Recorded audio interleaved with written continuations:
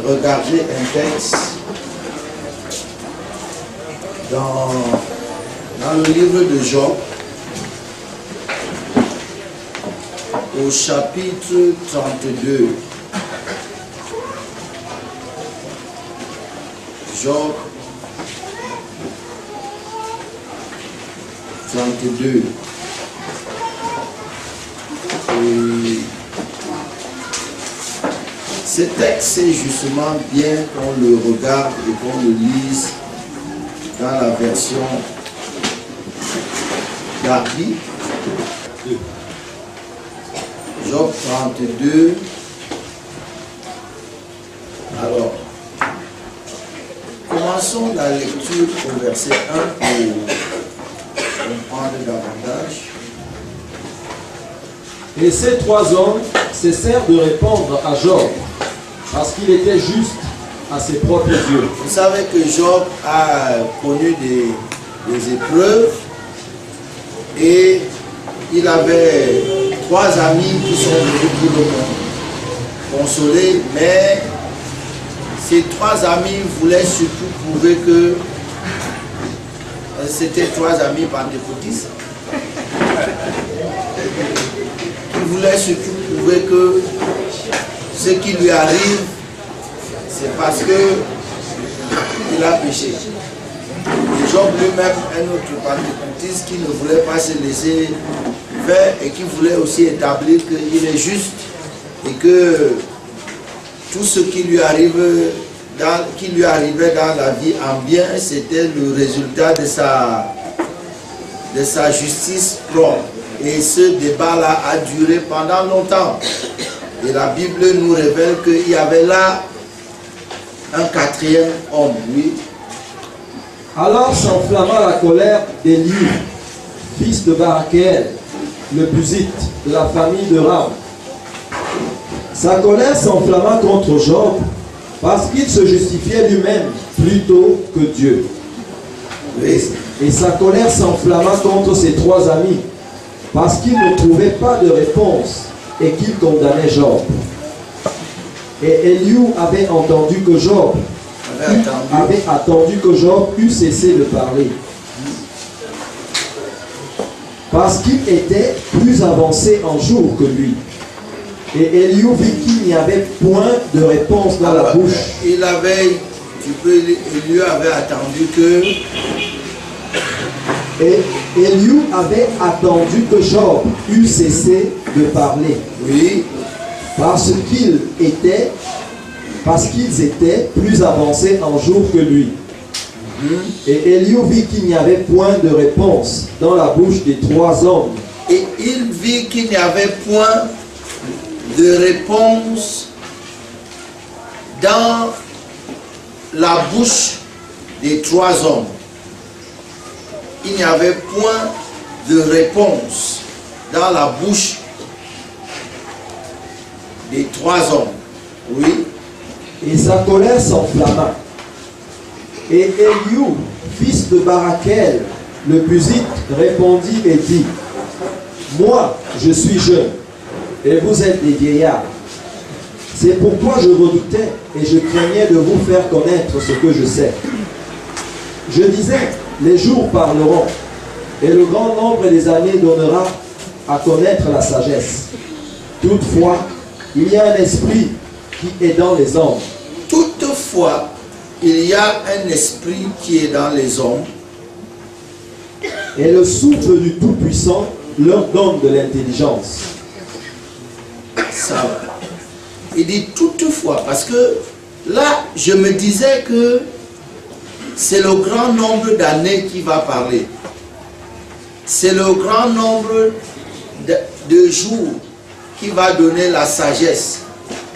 C'est les cheveux blancs qui donneront la réponse. Mais après vous avoir écouté, et quand j'analyse ce que moi j'ai en moi comme réponse,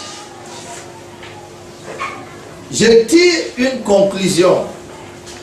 C'est que en vérité, dans les hommes, il y a un esprit. Dans les hommes, il y a un esprit. Et le souffle du Tout-Puissant leur donne l'intelligence ou bien la compréhension. Tu peux t'asseoir. Alors, nous voyons que dans ce texte,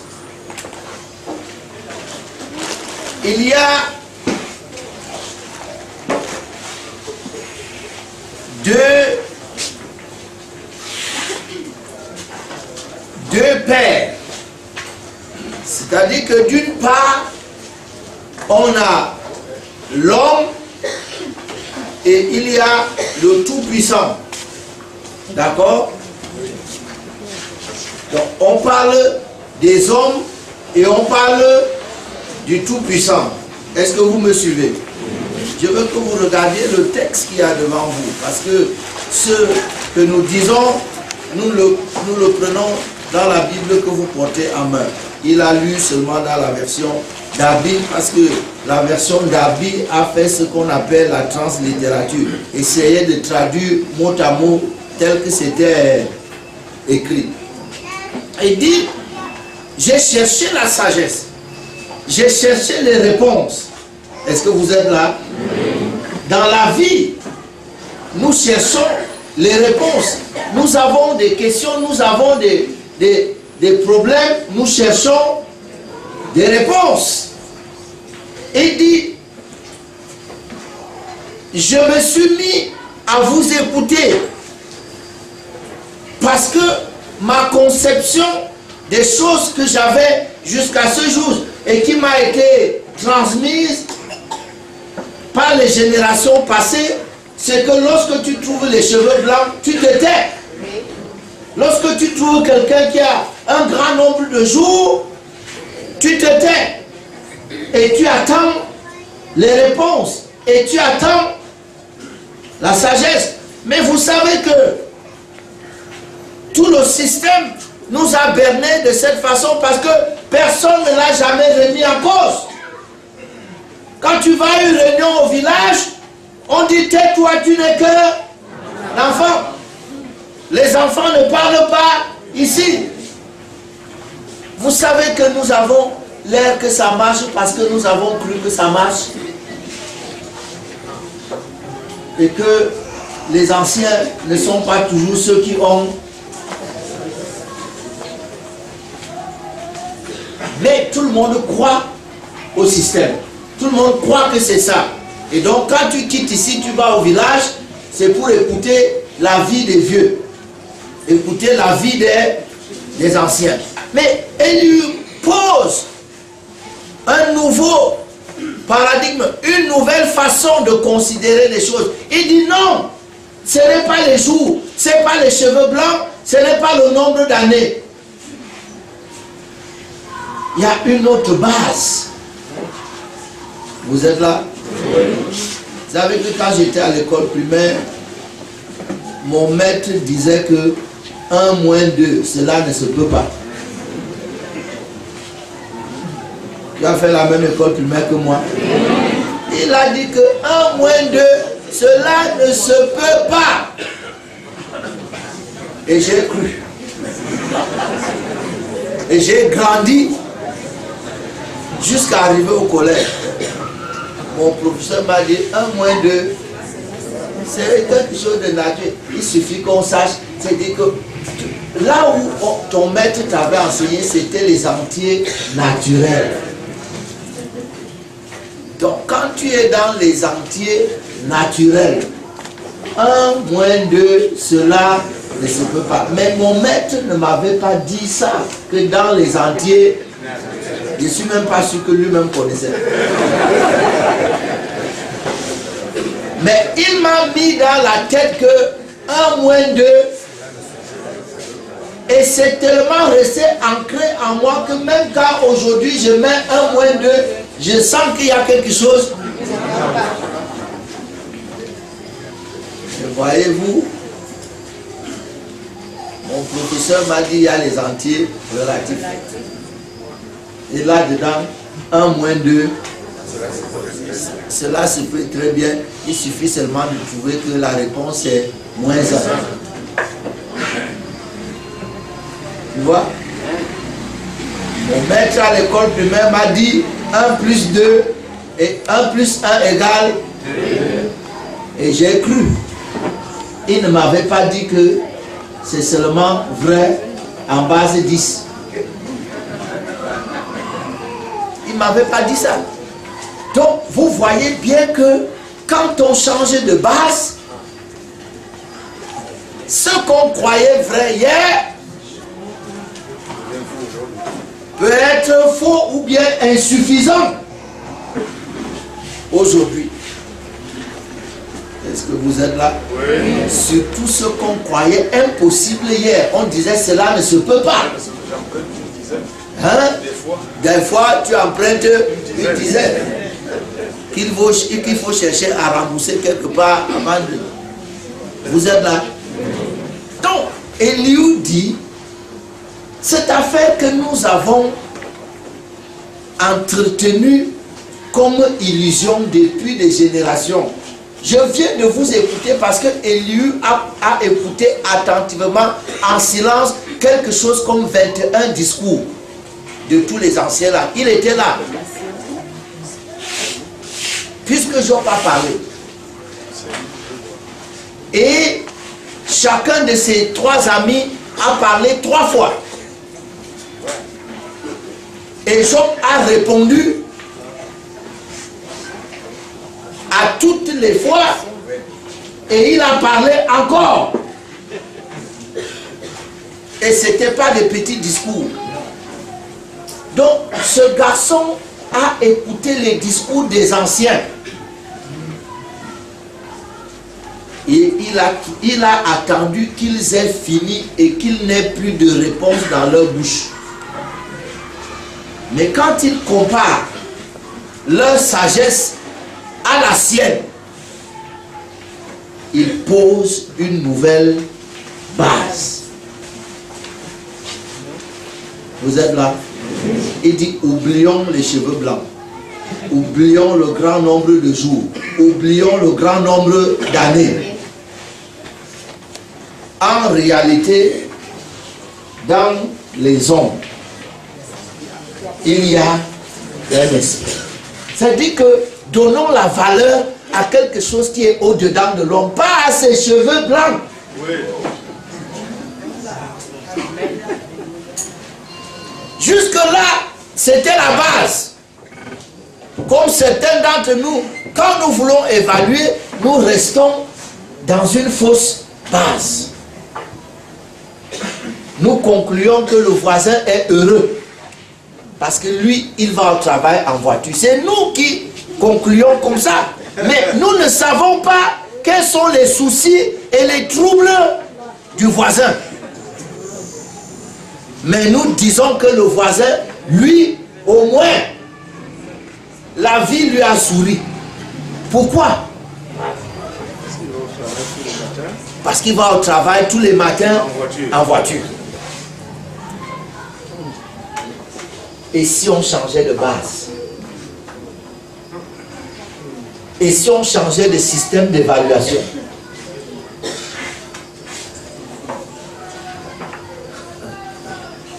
Et lui dit, en réalité, en vérité, dans les hommes, il y a un esprit. Les gens étaient ignorants de ça. On dit, quelqu'un est sage. Il est sage, il est sage. Mais on ne cherche pas à comprendre pourquoi il est sage. On dit seulement, il est sage parce qu'il a beaucoup voyagé. Et on conclut que l'homme qui a beaucoup voyagé a beaucoup vu, donc il est... Cependant, tous les gens qui nous gouvernent voyagent beaucoup. Hein. Et on n'a pas particulièrement l'impression que...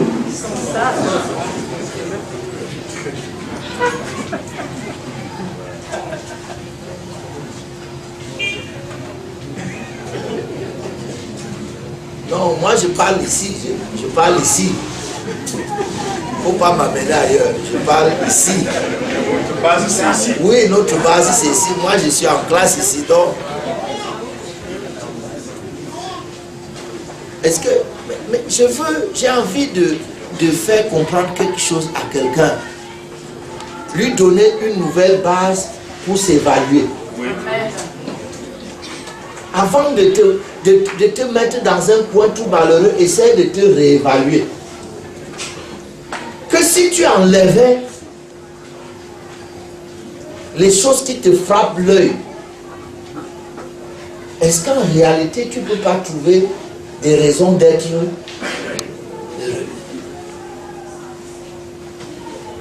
Une femme décide d'être malheureuse dans le mariage malgré tout l'amour de son mari parce qu'elle n'a pas d'enfant. C'est un système. C'est un système.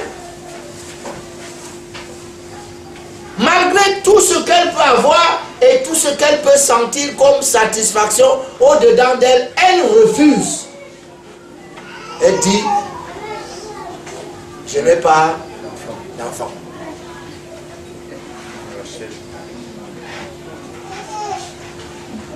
Elle-même demande à son mari de prendre une deuxième femme. Elle-même, elle ouvre sa bouche et dit, comme c'est comme ça, prends.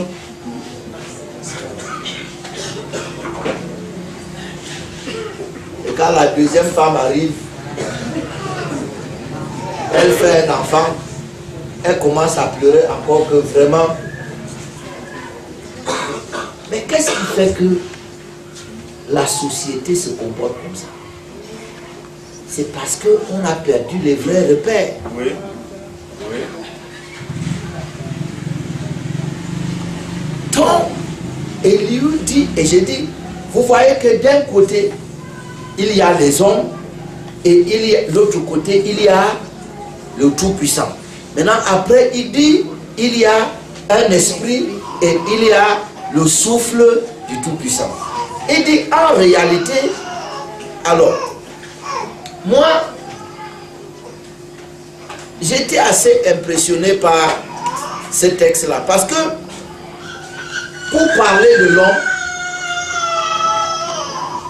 l'auteur avait la possibilité de trouver, d'utiliser d'autres mots. Il y a 3 mots qui viennent régulièrement quand le texte hébreu veut parler de l'homme. Adam, parce qu'Adam n'était pas seulement un nom propre. Adam était le mot pour désigner l'homme. Adam. Le deuxième mot, c'est Ish. Maintenant, le mot qu'il a choisi, c'est le mot Enoch.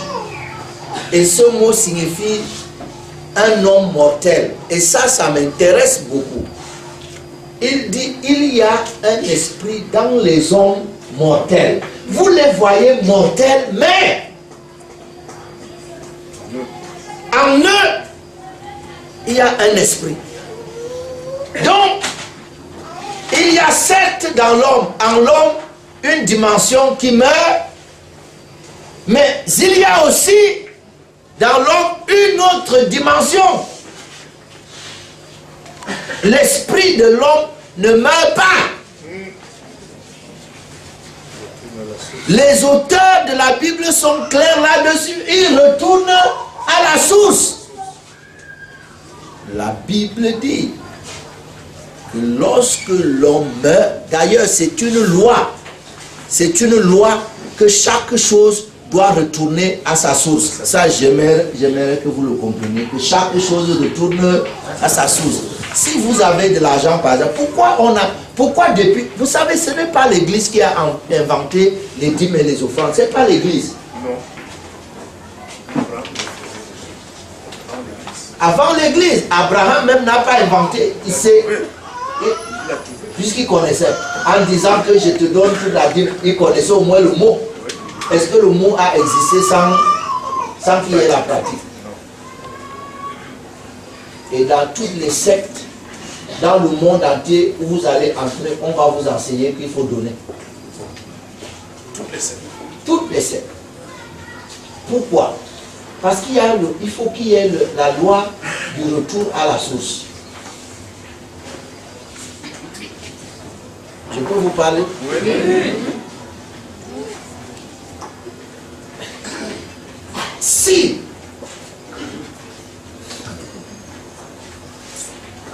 Si vous avez de l'argent qui vient de quelque part et que d'une façon ou d'une autre, cet argent ne retourne pas d'où il est venu, il ne reviendra plus.